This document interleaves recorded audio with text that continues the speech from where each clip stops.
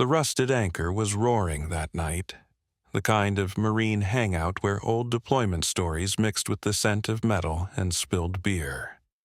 Infantry Marines filled the tables, mechanics argued near the jukebox, and a few older vets leaned back quietly, taking everything in. Then the door swung open and a woman stepped through. She wore a simple gray blouse and dark jeans, no unit patch, no rank, nothing that suggested she belonged to any group inside that room.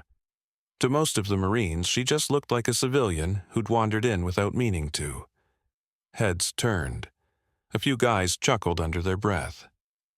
Staff Sergeant Brant Calder, 28, broad-shouldered and sure of himself, moved straight toward her. Without thinking, he gave her a light nudge back toward the entrance and asked if she was lost. She didn't protest, didn't raise her voice, barely reacted at all. That calmness made a few Marines snicker as whispers drifted across the bar.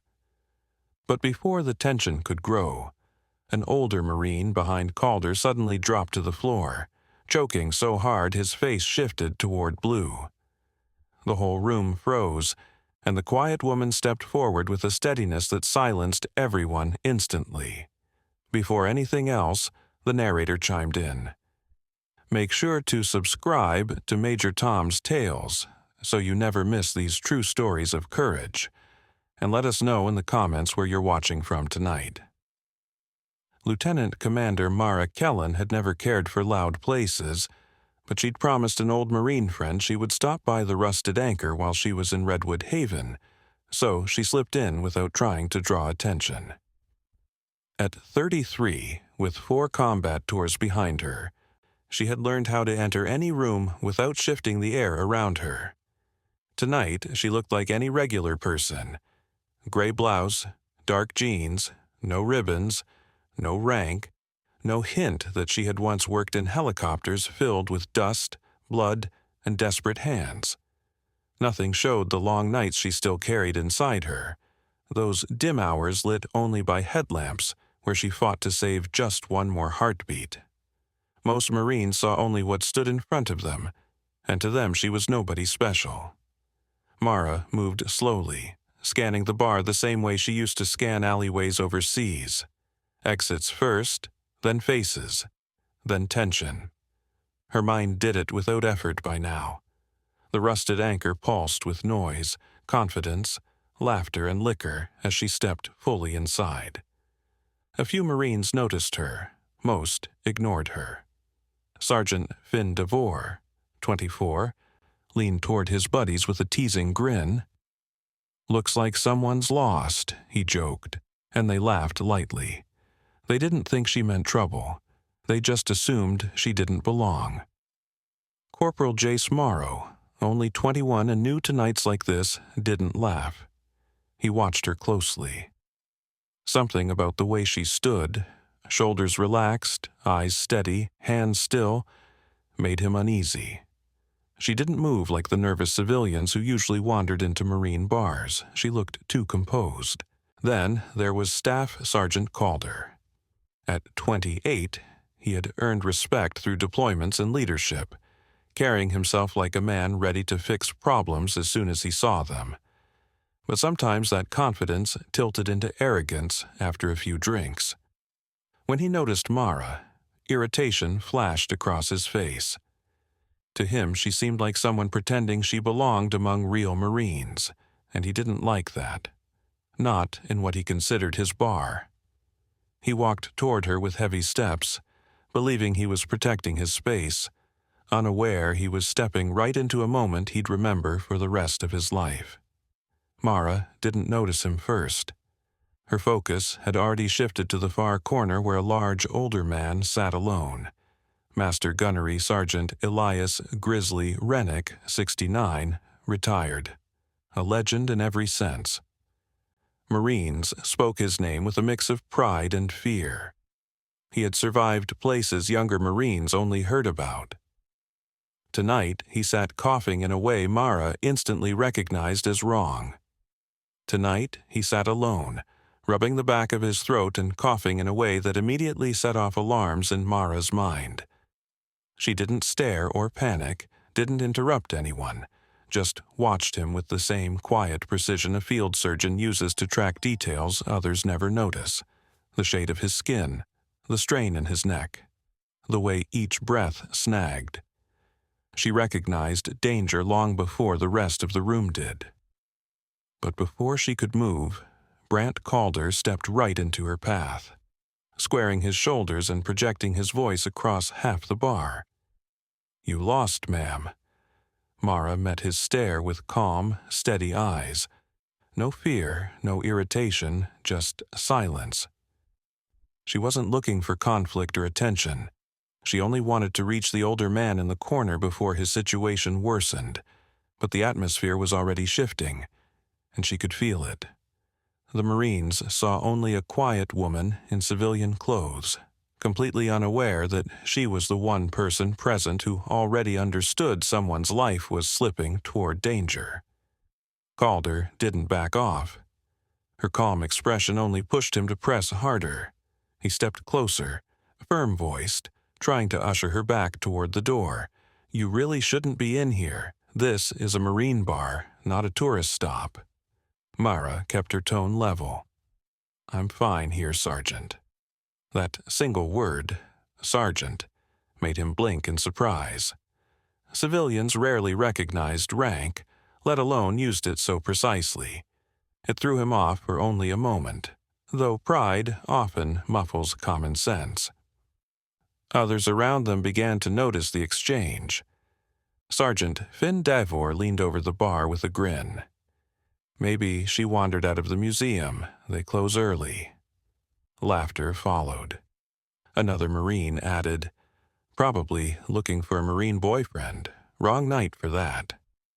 From the back, someone muttered, "She looks like she's never even touched a rifle." The comments weren't cruel, just thoughtless. The kind of teasing thrown around by people convinced they already understand the whole situation.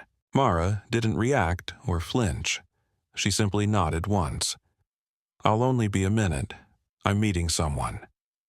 Her steady voice bothered Calder even more. He stepped directly in front of her again, blocking her path like she was intentionally ignoring him. But Mara's attention had already shifted past him toward Master Gunnery Sergeant Elias Grizzly Rennick, who sat hunched over his table as his coughing grew sharper, deeper, higher in the throat, the kind that drags the whole body with it. She saw his fingers grip the table, his chest tighten, and his face sink toward a shade that did not belong under warm bar lights. Calder noticed her looking past him and mistook it for disrespect. "Hey," he snapped, louder, "I'm talking to you." She blinked once. "Sergeant, something's wrong." But before she could move, he slid sideways, blocking her again, as if stopping her was suddenly more important than anything else. The room's laughter faded into low murmurs. Heads turned. Marines who had been relaxed now leaned back, sensing tension spreading across the rusted anchor like a slow ripple. Someone whispered, "What's her deal?" Another muttered, "Why doesn't she just leave?" Even the jukebox seemed to quiet. The narrator added, "What would you have done in that moment? Stood your ground or walked away to avoid trouble?" Mara stayed still for one more heartbeat. She didn't argue or raise her voice, but something in her sharpened. The instinct she carried through combat zones, the one that warned her when a single minute was about to matter. And then it happened. A chair screeched across the floor. A heavy body slammed down. Master Guns Rennick collapsed face first beside his table, choking violently as his hands clawed for air he no longer had. His skin shifted from red toward a terrifying blue in seconds. The entire bar froze. Even Calder spun around, the irritation on his face replaced by shock. Rennick was dying, and fast. Several Marines lunged forward, but none seemed to know what to do. Someone yelled for water. Another shouted to call an ambulance. One younger Marine started slapping Rennick on the back, only wasting precious seconds. Mara didn't hesitate. Her calm snapped into decisive action, and the room went silent. She stepped around Calder before he could react, her steps quick and precise. She moved with the controlled purpose of someone who had made life-or-death decisions more times than most of them would ever imagine. "Move," Mara said. Not loud, but with a firmness that made Marines separate instantly. Her voice was so steady, so certain, that even Brant Calder felt his boots shift without him deciding to move. In that instant, the entire mood inside the rusted anchor flipped. The woman they'd mocked minutes earlier suddenly became the only person in the room who looked like she actually knew what she was doing, and every Marine felt it in their gut. Mara dropped to her knees beside Elias Grizzly Rennick with a smooth precision no civilian could fake. Her hands moved quickly but never frantically, each motion deliberate and clean. She tilted his head, checked his chest, pressed 2 fingers to his neck with the kind of accuracy Corporal Jace Morrow recognized on sight. This wasn't clumsy searching. This was exact, controlled. Battlefield muscle memory. As she worked, faint scars along her wrists caught the light, thin, pale lines earned from years of gloves, scalpels, clamps, and nights spent elbow-deep in chaos. No one noticed at first, but when her sleeve shifted, a Marine squinted and whispered, "Wait, what civilian has scars like that?" Mara didn't hear him. Her entire mind was locked on Rennick. "Lay him flat," she ordered. "Spine neutral, head midline. No compressions yet, he's obstructed." Several Marines froze at those words. No compressions yet, spine neutral, head midline. That wasn't YouTube CPR. That wasn't something you pick up in a weekend class. That was trauma language, combat zone language, the kind where choosing wrong meant someone died. Calder stared at her in disbelief. Minutes ago, he thought she just wanted attention. Now, she was giving orders, like someone who outranked half the room without raising her voice once. Morrow leaned forward, eyes wide. He'd seen Navy corpsmen treat wounded Marines under pressure. He recognized the same calm economy of movement now. No wasted effort, no panic. Mara checked Rennick's carotid again, leaned close to his face and said quietly, "Airway is totally blocked. Nothing's getting through." A wave of silence rolled through the bar. Even the loudest Marines shut up. Sergeant Davor swallowed hard. How does she even know that? No one answered. Mara rested a hand on Rennick's chest, watching for rise and fall. Nothing. She checked again, softer this time, then shook her head once. A tiny motion full of truth she wished weren't real. "He's going cyanotic," she said. "Seconds, not minutes." Her voice wasn't dramatic or showy. It was the flat honesty of someone who'd seen too many dying men before. Calder felt something cold slip through him. He'd seen enough in the field to recognize when someone was speaking from deep, brutal experience. Rennick's lips had turned a terrifying blue. His hands clawed weakly at his throat before dropping limp.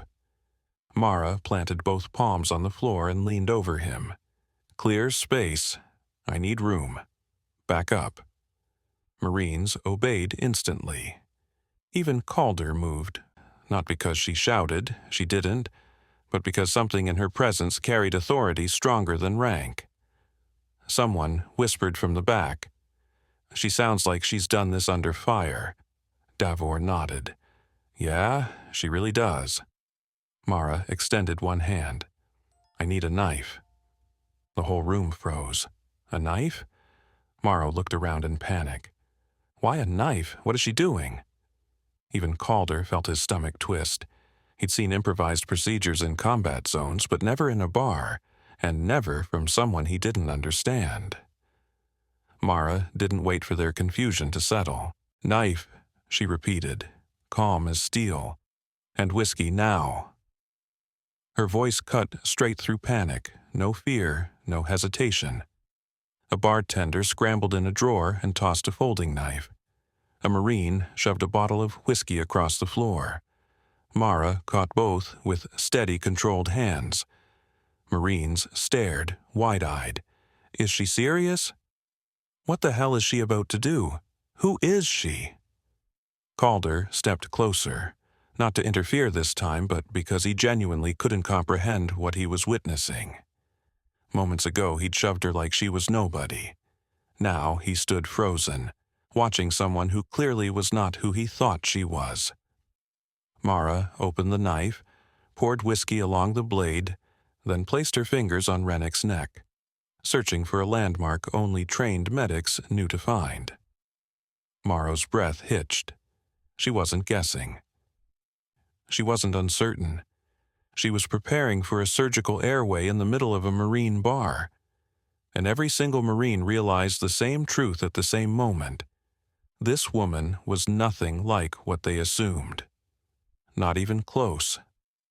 Mara steadied the knife, whiskey dripping down the metal in a thin line. The bar fell completely silent except for Rennick's rough, failing attempts to breathe. Marines, who had been laughing earlier, now stood frozen, eyes locked on the woman they had dismissed without a thought. She didn't hesitate. Not for even a heartbeat. Mara pressed 2 fingers against Rennick's neck, finding the exact soft landmark at the base of the throat instantly. Most Marines didn't even know what that spot was called, but she located it the way someone finds a familiar door in total darkness. Brant Calder stood frozen behind her, watching the way her shoulders settled, the way her breathing slowed, the way her focus locked so fully that the rest of the rusted anchor seemed to vanish around her. There was no fear in her, no panic. Her hands didn't shake. If anything, they grew steadier, like her mind had slipped into a place she'd lived in far too many times before. Then she made the cut. A clean, precise slice, no wasted movement, no hesitation. The kind of incision only someone who had done this in far worse conditions would ever dare attempt. Marines flinched, but Mara didn't blink. Her left hand held the skin open while her right guided the blade exactly where it needed to go. Rennick's body jerked once, then sagged. Someone whispered, "Oh my God." Another Marine choked out, That's a crick. She's doing a crick." But Mara was already a step ahead. She dropped the knife, grabbed the thick straw from a nearby drink, bit off one end cleanly, and slid it into the incision with the precision of a surgeon working inside a real operating room, not a woman kneeling on a bar floor. Rennick's whole body had turned a terrifying shade of blue. Marines stepped back, horrified, helpless. Mara sealed her mouth over the straw and delivered one steady breath. His chest lifted, barely, but it lifted. She gave another breath, then another, each controlled and measured, the work of someone fighting for every second. Marines stared as the old master gun's chest began rising on its own, slow, shaky, but rising. The bar went absolutely silent. No jokes, no whispers, not even shifting boots. Calder felt the weight of that silence crash down on him. Minutes ago he'd shoved her, laughed at her, dismissed her. Now he watched her drag a dying Marine back from the edge with a steak knife and a bar straw. Each second hit harder than the last. But this wasn't about his pride anymore. This was truth hitting straight to his core. Mara sat back on her heels as Rennick's breathing steadied. She wiped blood from her hands with a towel someone offered, barely noticing she'd taken it. Her eyes never left Rennick, tracking every change with quiet, disciplined focus. She didn't announce what she'd done. She didn't boast. She didn't even check who was watching. It was as if saving a Marine on a bar floor with improvised tools was simply an expectation she held for herself. The bar door burst open and paramedics rushed in, gear clattering. They pushed through the crowd, then froze when they reached her. The lead medic stared at the incision, the placement, the airway, the controlled breathing pattern. "That's textbook," he whispered. "That's perfect." He looked up at Mara with wide eyes. "Who is she?" Mara didn't answer. She didn't need to. Her hands moved automatically to help them transfer Rennick onto the stretcher, stabilizing the airway with the same calm efficiency she'd shown since the moment she knelt down. She didn't explain anything or list credentials. She offered only steady, quiet assistance. When the medics finally took full control, Mara stood, wiping her hands again in a soft, almost absent gesture, like she was finishing something that didn't belong to applause or ego. Marines surrounded her, but none stepped too close. It wasn't fear, something else held them back. Something rare.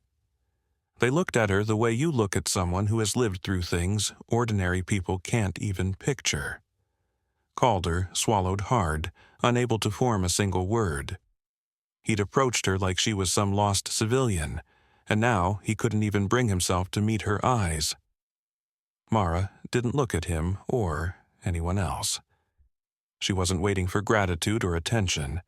She simply watched Rennick as the paramedics pushed him toward the door. Only then did she finally exhale, a slow, controlled release, the first breath she'd allowed herself that wasn't calculated. Marines shifted uneasily, because what shook them wasn't just what she'd done, it was how she'd done it.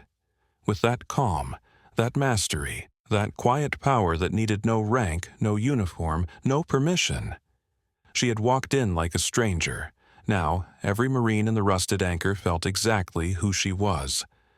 A woman like that didn't just belong in a Marine bar, she belonged anywhere courage was required. For a moment, the rusted anchor stayed frozen in that uneasy silence. Marines shifting their boots with no idea what to say or where to look. Mara Kellen stood quietly beside the table, her hands finally still, her eyes fixed on the paramedics guiding Grizzly Rennick toward the door. Then a deep voice cut through the room, heavy and commanding in a way no rank alone could create. "Stand aside." Every Marine reacted instantly. Retired Navy SEAL, Master Chief Arden Holt, stepped forward from the corner where he'd been sitting unnoticed. Broad shoulders, tight-cropped silver hair, the kind of lines on his face carved only by decades of deployments. He was the sort of man you didn't need to introduce. Every Marine in the room already knew exactly who he was. The entire atmosphere shifted in a heartbeat. Marines straightened up instinctively. Calder snapped to attention so quickly his chair skidded across the floor. Holt stopped in front of Mara. He didn't look shocked or confused. He looked at her with recognition, like he'd expected this moment from the second she walked in. He turned to the crowd. "You want to know who she is?" No one answered. They didn't have to. Holt nodded toward Mara. "This woman is Lieutenant Commander Mara Kellen." A ripple rolled through the bar. A few Marines blinked, trying to process it. Jace Morrow's jaw dropped. Holt continued, his voice steady. "She served for years with our special operations surgical teams.